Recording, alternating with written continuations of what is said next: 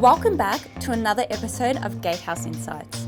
In this episode, we'll be taking a look at why pursuing your passion can be dangerous and misleading, why mental resilience is not a motivational topic, resilience lessons learned from Navy SEALs, Olympians, fighter pilots, surgeons, and Michelin star chefs, and why employees worldwide are not engaged at work.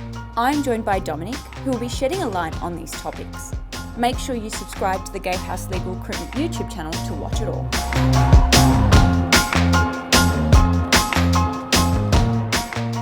So I wanted to begin with why pursuing your passion can be dangerous and misleading advice. That's a very good question to kickstart the day, because last night I actually looked up certain definitions on the word passion itself, and the dictionary has several definitions like strong emotion, intense desire, great enthusiasm. So I guess the biggest mistake people take when talking about their passion is that they link it too much with their feelings or emotions. Not to say that there's anything wrong with that, but the reality of life is that a lot of times when you pursue something, and if you really want to go for it, you won't always feel 100% motivated, you won't always feel 100% inspired. So that's why life, if you want to pursue success, is not just about doing what you love, it's also about doing whatever it takes. And interestingly enough, John C. Maxwell, who's a very famous leadership writer and author and speaker, he has this thing called the law of sacrifice, which says that for leaders, if they want to go up to the next level, they need to give up something. So there is a trade-off involved, and the law of sacrifice states that if you want something of a greater value, you need to sacrifice something of a lesser value. So whether it's your current comforts, whether it's maybe even your reputation, maybe it's the way you're thinking, behaving, or operating right now, something has to change in order for you to attain something that's of a higher level. Interesting. How did vengeance propel your career and get you on a world stage? That's a very deep question as well. So if we turn back the clock a few years, when I was still in Singapore pursuing my mechanical engineering degree, I had the chance to go to France for an internship. So I was really pumped, I was really hyped up. I went to the initial interview, got the paperwork done and all that. So before I had the final interview, I just told myself that, it's a new country, I haven't been there before, I don't speak their language, what if I don't fit in and all that. So I was really scared it was something that's way out of my comfort zone, because I haven't traveled to that part of the world before. And as a result of that, I didn't proceed with the next step, so hence I forfeited the opportunity to go there. So at the end of the day, I realized that whatever that happens in life, there are no rewards to those who give up. There are no rewards to those who give in. There is no glory to those who quit. So that is something which stuck with me for a long time. And then only recently I started to think of Europe again, because that's once again, that's a part of the world which I haven't been to. And I thought of, what if I had some speaking opportunities there? What if I had a chance to meet with different organizations and companies there and see what we can do there? So I decided to come back with a vengeance. So what I did was, after work, I kind of stayed back in the office, or I spent some time after hours to make cold calls to different parts in Europe. So I made 75 phone calls, managed to secure 13 speaking engagements in 8 European cities within 7 countries itself. Wow. Yeah, so whatever that happens to you in your past shouldn't define you, but you can actually use that as fuel to propel yourself forward. So if you do feel the pain of missed opportunities, feel it, grasp it, embrace it, feel the sting, and then use it to actually push yourself so that you actually literally come back with a vengeance to come back for more. Had you ever made cold calls before, or was this the first time you done that? I've kind of made cold calls before. It's something which I never liked. But once again, it's all about doing whatever it takes. So whether you feel like it or not, whether you feel that you're in the zone of not, you need to put yourself out there, because whatever dreams you're looking for in life, which you want to attain, they all lie outside of your comfort zone. So staying back after work, I didn't like it, but I still did it. Picking up the phone call to ring strangers, didn't really like it, but still have to do it. Staying back to organize the trip, didn't really feel like it, but still did it. Yep, so that's why once again, when we talk about passion, it's not just about the feelings or the emotions. It's really what compels you and what drives you, whether you're able to do it despite the feelings or not. I wanted to move on to resilience, and you wrote an article on mental resilience is not a motivational topic. Oh yes, I remember that one. Tell us more about this, your views on this. Yes, so the reason why I wrote the article is because I was corresponding with a lady in Singapore who I think was a general manager of a multinational company, and we were trying to organize a resilience workshop for them. So she somehow or rather categorized resilience, the topic of resilience, as like a self-help or motivational topic. And after listening to that, I got a bit pissed off. And then I just wrote her a very honest and frank email saying that, hey, you know, resilience is not a motivational topic. It's not about inspiration. It's actually more about perspiration, because in life, adversity is going to punch you in the face, whether you see it or not, whether you like it or not, whether you know it or not. So resilience is not a feel-good subject. Resilience can help you to do good in the world, but it also helps you, especially when you don't feel good, when you don't feel ready, when you don't feel prepared to step out of your comfort zone. Because the thing is that everyone can set goals. At the start of the year, everyone sets New Year's resolutions. January 1st, 2019, everyone wants to lose weight, everyone wants to learn a new language, everyone wants to learn a new musical instrument, but statistics have found that only 8% of those people actually fulfill their goals by the end of the year. And by February, 80% have already failed. So the gyms are always packed in January. By February, they're empty. You can go for all the classes you want. Why? Why is that? Because I think it's easy to start something, but to stay committed to something, to actually go through the hustle, the grind, to actually put in the hard yards, that's the true test. Because especially like everyone can aspire to have that the beach body or that ideal summer body or that six-pack, but when it's cold, dark, gloomy outside, when it's nice and warm in bed at 5 a.m., the damn alarm clock rings, that's the true test. All right, whether you're gonna press the snooze button or not, or whether you're gonna just force yourself to get up, pack your bags, go to the gym, go for the run, do what you need to do, whether you feel like it or not. So hence, resilience is it's not really about feeling good, but it's doing good whether you feel like it or not. Yeah. I agree with that. Can we talk about the resilience lessons you've learned from running 300k ultramarathons and from interviewing Navy SEALs, Olympian, fire pilots, Michelin star chefs? Tell Surgeons us. and those high performers. Yeah. So there were a couple of lessons learned.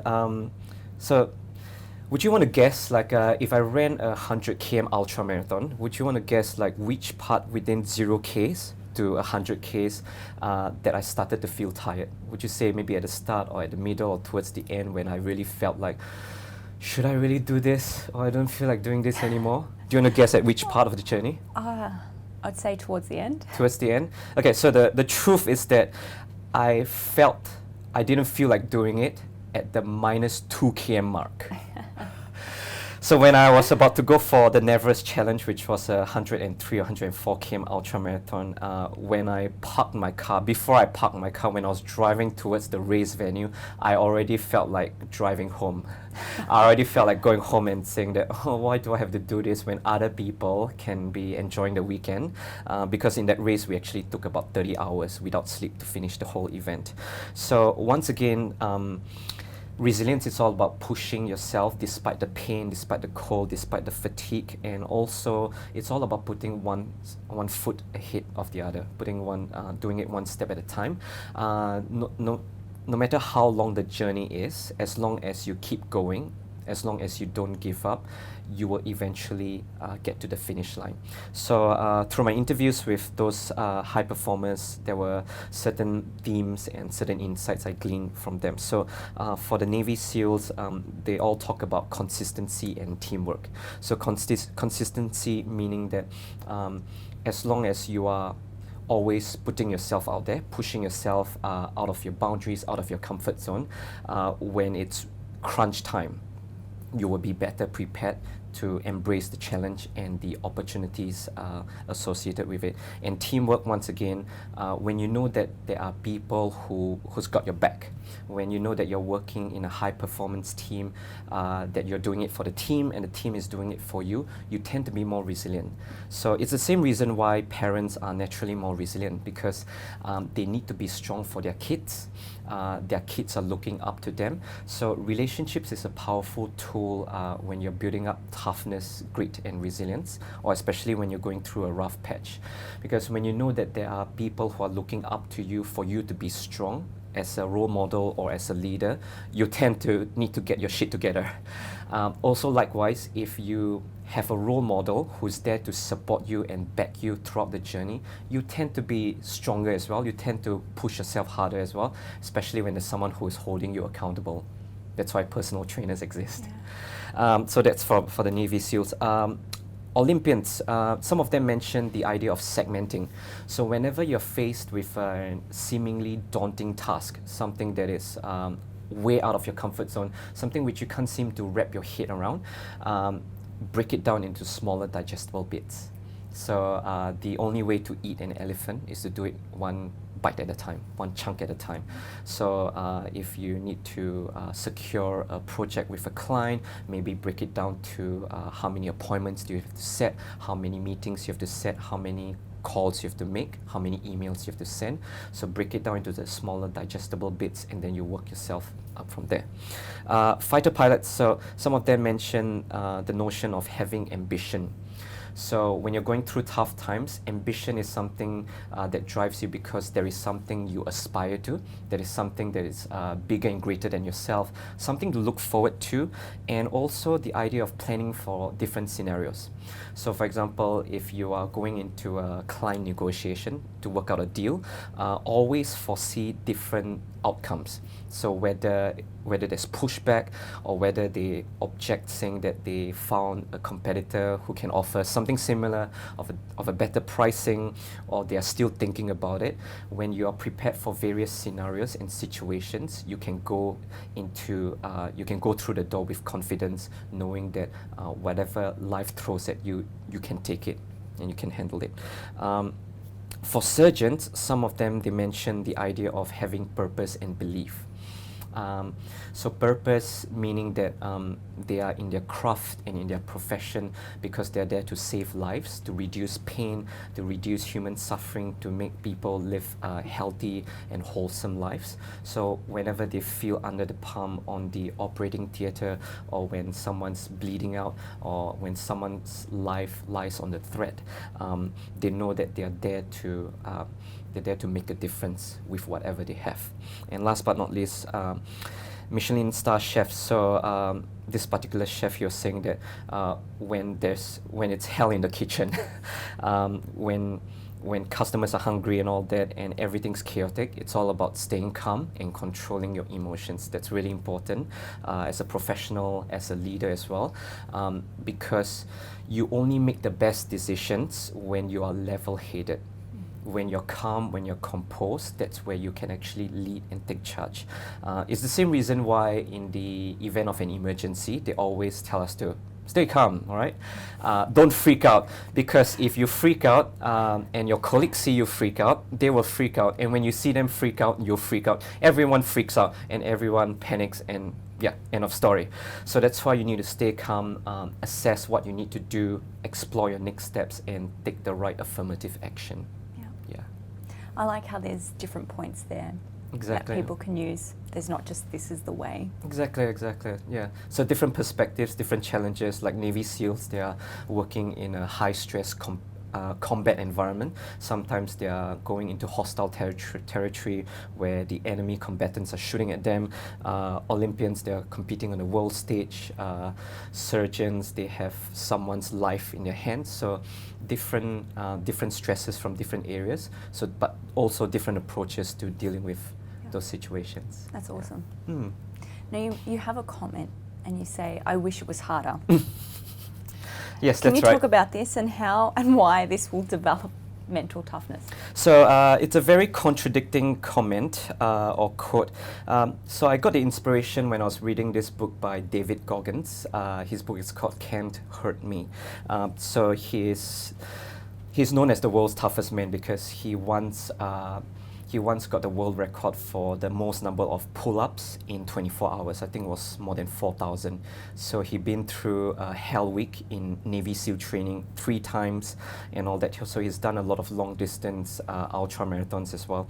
So one thing in his book, he was saying that when he was going through Hell Week, when the instructors were actually getting them to run into the ocean, to freeze their asses off, and everyone was actually splashed with cold water and doing crazy workouts, and that's where people start to quit and fall out and all that.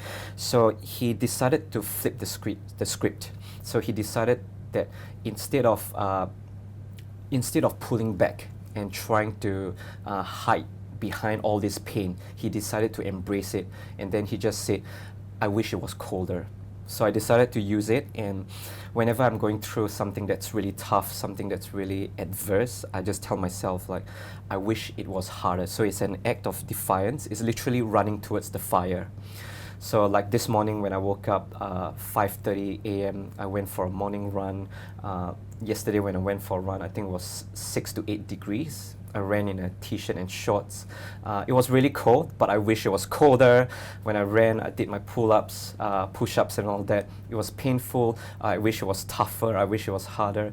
Because you kind of trick your mind saying that you can handle more than what you have right now.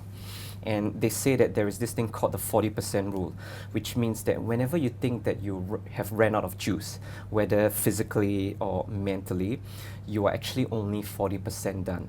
There is still more juice inside of you, and when you actually flip the script and you turn the table, you are able to actually utilize that reserve tank in you. Yeah. So it's literally telling life that, okay, you know, they say that life can throw when life throws lemons at you, like pick up those lemons, make lemonade, and run your own lemonade empire. If life throws shit at you, all right, collect those shit and start your own fertilizer empire. If life throws bricks at you, use those bricks to build houses and start to establish your real estate portfolio. So show life what you're truly capable of, embrace the suck and tell it, like, just bring it on. Is that the best you've got for me? Is that all? Exactly. Is this all you can do? If you want to throw it at me, bring it on. Yeah. So if you go into a cold call situation, if you know that there's a chance of you being disappointed or the other person rejecting you, just say like, okay, how many rejections can I get?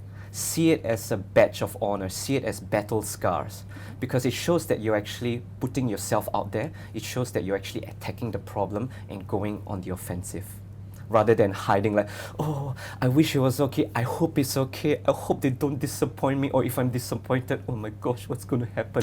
Yeah. No, you turn the whole thing around, show life what you're capable of, and go punch it in the face. I love it. Yeah. Have you ever watched the movie Golden Compass? Not yet. What's it about? Oh wait, was it a bear? Bear. Yes, I remember there was a bear. Yeah. The white bear, and there's an episode where it's him and he's fighting against all these other bears, polar bears. And at the end of the scene, he responds with, he stands up and he says, "Is that all?" Like, and it's just really like, because it's him up against maybe 50 other polar bears. Exactly. Okay. And he's like, "Is that all you've got?" That's wicked. Yeah. If you haven't watched it, go watch the. I think I watched it. It was quite a long time ago, right? Yeah. Yes. Yeah. I remember. And the bear had like a suit of armor. Yes. Yeah. Okay. Watch it again. I always reference that when I'm going through a bit of a tough time. I always think, "Hey, is that all?" Yeah. It helps. Exactly. And it definitely helps when you make a stand, all right? When you actually make a decision and you tell yourself and even tell the world that, come what may, I'll make things happen. I'll do whatever it takes to get the most out of this situation. No matter what happens, we will make it. Because a few years ago when I did the Oxfam 100 km hike with a couple of colleagues, we started with 8 of us and we finished with 5. And then when we had our initial briefing, we just went around the table and each person just said, what is one thing that inspires you or could actually keep you going forward? Then when it came to my turn, I just jokingly said, you know what, I'll die first then quit. Then I was like, okay, next. But little did I know that that seed was planted in my mind. So it was already in my subconscious and all that. So my body already had orders to follow, that no matter what happens, unless I'm in a dire situation, unless my guts is on the floor and all that, anything else, I'll just suck it up. Anything else, I'll still put one foot ahead of the other. Yeah, make it happen. I love it. I wanted to, I suppose that when I speak to the older generations, they say that younger generations are becoming soft, and back in their day, they didn't have all these mental health issues. What's your views on that? So the truth is that no one is immune from being soft. Everyone has the tendency of becoming lazy. There's a soft part of our side, but I think the only difference is that mental health and mental issues are more visible right now. It is being recognized right now. So even in the past, where maybe like our the older generations, when they fought through different world wars, there is a part of them that is really tough and hard. But society was different back then. So like people will freak out when you sit in the bus with a black person. That was back then. People will freak out when in an executive meeting there is a lady. Yeah, so times were very different back then. Times are also very different right now. So even though the current generation, we don't have, we're not fighting a major war, but there are different challenges as well. So there is like the war on jobs. So disruption, automation, artificial intelligence, the gig economy, job insecurity, and all that. So the ball game is very different. But I guess one thing that is different also is that today's culture, because we live in a time of opportunity, and technically if you look at the numbers, the world is a safer place. If you look at the numbers, don't take out all the drama and the sensationalism from the news. If you look at things objectively, society is actually doing much better than maybe during the medieval times. So we have a lot of things to be thankful for, but it's also today's culture that makes it easy for us to be soft and entitled, because we have so many options around, we have so many things to choose from, so it is easy to rest on your laurels, it is easy to wait for things to happen, it is easy to actually become entitled. Yeah. Entitled, yes. Entitled. I find a lot of people they feel entitled these days. Exactly. Yeah, so that's why it's important for you to actually step out of your comfort zone, to meet people from different cultures, to travel if you can, to put yourself out of your comfort zone and to embrace new things. Because when you actually expose your mind, when you stretch your horizons, your worldview and your perspectives, you will actually realize that there's so many things that we actually take for granted. A lot of first world problems, like so what if the barista got your milk wrong? Just get over it. Just suck it up, all right? There are bigger and better things to go for, bigger fish to fry, all right? There are bigger problems to address in the world. Yes. You know? Yeah. So just get your head out of your butt and put yourself out there and start to see the bigger issues that's happening in the world. So things like educational inequality, gender inequality, racism, discrimination, poverty, climate change. There's so many issues to tackle. And I find that it's people who put themselves out there, people who are successful and ambitious, they are the ones who are actually the most humble, because they realize that I have so much to do, I have so much to learn, I have as much to offer and as much to learn from you as well. So let's see how we can work together, rather than people who are maybe small or narrow-minded, thinking that, all right, it's all about me, it's all about how I feel, it's all about my rights and all that. Not to say that it's wrong, we all have rights, but stop feeling so privileged, all right? Use your privilege to help others. Yeah, that's the distinction. Good points. Could we talk further about a survey published by Gallup that found that 87% of employees worldwide are not engaged at work? Now that is a very high stat. It is crazy. Okay, what is the driving force behind this stat being so high? Yeah, interestingly enough, so there could be different factors, whether we look at it from the corporate level or on the individual employee level itself. So corporately, it could be due to just poor management. So management, they are not actively engaging or involving their ground level staff in day-to-day decision making. It's all about barking orders. It's all about having a top-down approach. Could be poor communication as well. So whenever management or the leadership has a vision or a new direction to chart the way forward, it's poorly communicated to the person on the ground or not explained in terms that it's palatable to the ground staff. Yeah, so you need to convey the message as to how it translates and what it means to the person on the ground. It could also be things like a lack of career growth opportunities, lack of reward and recognition. So if staff members are working their asses off, but management doesn't see it, doesn't recognize it, then we pretty much miss the point. So then the employees will start to think of like, what's the point of me working so hard? Right? Could be on the individual level itself, so possibly the wrong fit. So whether it's a wrong fit within the team, wrong fit within the role, wrong fit within the skill set itself. So if you see someone who's really technical, good with numbers, good with systems and all that, but you put him in a customer-facing role, maybe that's not the best for him. All right, so it's all about aligning them with their respective skills, strengths, and talents. Could be a lack of purpose as well. So, does the individual himself or herself see the meaning behind your work?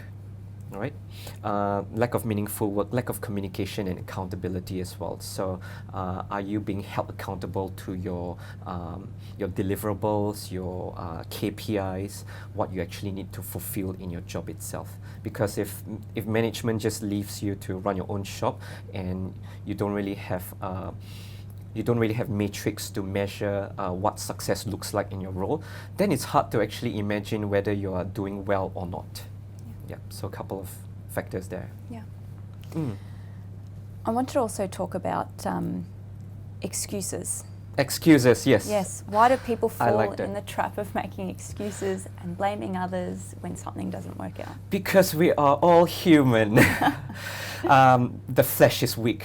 The spirit is willing, but the flesh is weak. And we are all human. We are all infallible. We are all fallible. We're all vulnerable. No one's perfect. So pretty much excuses are an easy way out. Because when you need to do something and you don't really feel like doing that something, excuses are a way to either sugarcoat the reality of that challenge or just to distract you from doing what you need to do. So if you need to engage in a tough conversation with your manager or to pick up the phone to have a tough call with a prospective client, excuses could be you just buying more time. Maybe I'll think about it. Maybe I'll send the person an email instead. Maybe I'll sleep on it. Maybe let's go for coffee first and then hopefully things will turn out well. So it just detracts you from what you need to do, and it's just it lets you off the hook. So that's why it's nice to make excuses like, oh, I'll go to the gym tomorrow. Today can be cheat day. I can get on with my diet tomorrow. Or one day I will do this. One day I'll do that. All right. So always postponing or distracting yourself. What was the other part of the question? How do we get ourselves of making that habit? How do we get ourselves out of making the habit of excuses? Okay, so how do you actually deal with excuses and push yourself forward? Yeah, how do we stop making excuses and just getting on with things? I like to see it differently. So I think excuses will always be there. But what I mentioned in my upcoming second book, which is called Mediocrity is the New Bitch, it says that always ensure that you execute more than you make excuses. Always ensure that your execution to excuses ratio is increasing and is positive. So whenever you make excuses, always come up with a means to take action.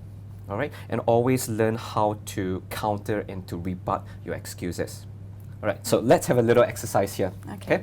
So imagine you're on a quest to lose weight. All right, throw me an excuse and I will address it. Or what are some common excuses you could think of or you have made before in your life? I've got a.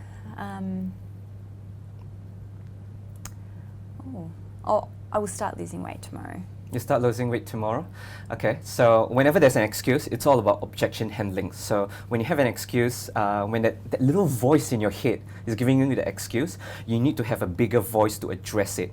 If not, that little whiny voice will control how the day turns out. All right? So if the little voice says, I'll do it tomorrow, okay? So the big voice must say, yesterday you said tomorrow, so today is the day. Another excuse. My body's just made this way. My body is just made this way.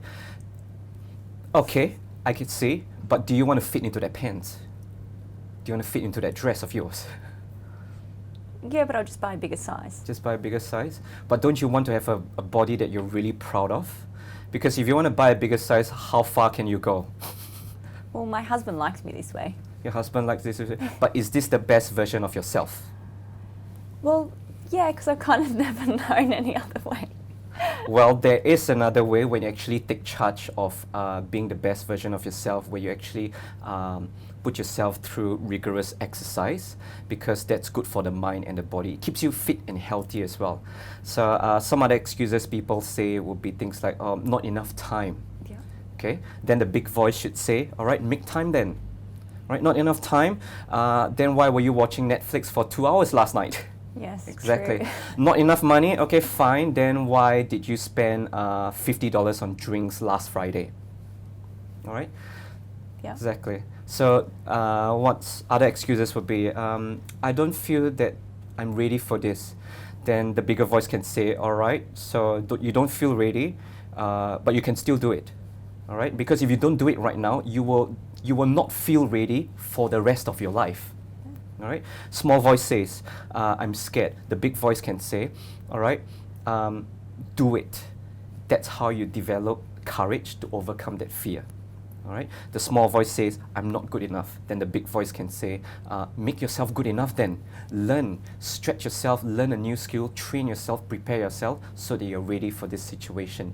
Yeah. Small voice says, but I haven't done this before. The big voice says, well, that's how you try new things in life. Because life gets exciting when you do things which you have never done before.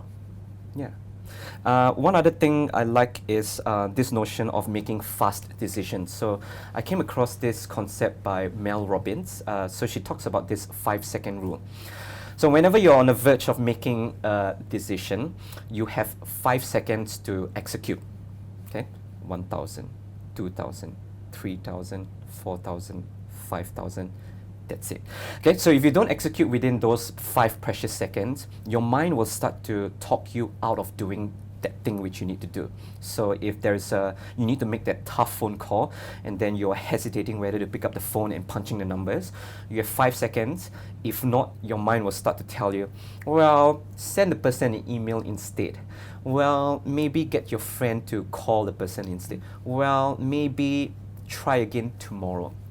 You're in a networking event, there is a CEO of a company which you really, really want to speak to, but then you are scared shitless, you don't feel prepared, you are nervous, you're shaking, and then your palms are sweaty, your heart's throbbing and all that. You have 5 seconds to start walking towards the person. If you don't do that, you will think of things like, all right, send the person an email instead, maybe I'll see that person again next time, right? So your mind will start to come up with excuses, so you need to take fast action and make the decision quickly. Yeah. Yeah. It's good. I like the 5 second rule. And also ask yourself hard questions. So if you always find yourself being hindered by certain excuses, ask yourself hard questions. So things like, if you've always made the excuses saying that you will do this tomorrow, all right, you do this when you feel ready, you do this when you have enough money, you do this when you feel good enough. Ask the hard questions, things like, do you really want a better life? Do you really want to live a life which you will be proud of at the end of the day? What's really holding you back? Is it because you're scared of what others might think of you? Then you ask deeper questions. So why are you scared of what others think of you? So maybe because someone said something nasty to you last time, but that was last time. That person has moved on in life. Have you moved on? Or are you still stuck in the past? Are you still trying to hit the rewind button, or are you still living in the good old days when you can actually start picking up the pencil and writing your future? So ask the hard questions, start to probe into your psyche. You know, there are different messages and different thoughts and narratives going on in our head. Things like, I'm not good enough. Why are you not good enough? Because I haven't done this before. Why haven't you done this before? Because I'm scared. Why are you scared? Because I haven't done this before, or because it freaks me out, or because I'm first in my family to go to university and all that. So, but that's how you overcome your fears, by stepping up. Yeah. Yeah. From your experience, how have you found that mediocrity is the modern trend? Like, why has mediocrity become so acceptable by people? So I like to say that mediocrity is the modern day crisis and epidemic. It's the modern day disease. So we don't really have smallpox. We don't really have the plague anymore. We don't really have malaria. Is only it's pretty much non-existent in developing countries and all that. But we are struggling. We are being afflicted by mediocrity. Why? Because our culture allows us to make excuses. Our culture allows us to cut corners. Our culture allows us to make things, to wait for things happen. No one is really going to fault you if you bitch about things, if you whine about things, if you complain about things. No one's really going to fault you if you just do the bare minimum. Because it is not a crime to live a mediocre life. Every Monday, when the average worker goes to work, he or she will tell himself like, Monday blues, Monday-itis. Oh my gosh, it's Monday! So Monday, they're like, okay, I need to start up the engine. I need to crank this engine up. Okay, then when you come to Wednesday, they always say Wednesday is hump day. Because we are halfway there, we are over the hill. We're getting there. And then what happens on Friday? They say TGIF. Thank God it's Friday, right? And then Saturday they're cool, because it's in the weekend. And then Sunday they start to freak out. Why? Because tomorrow is Monday. And then they repeat the whole cycle again. But I believe life is more than that. Life is more than just going through the routines of the rat race. Life has more meaning than that.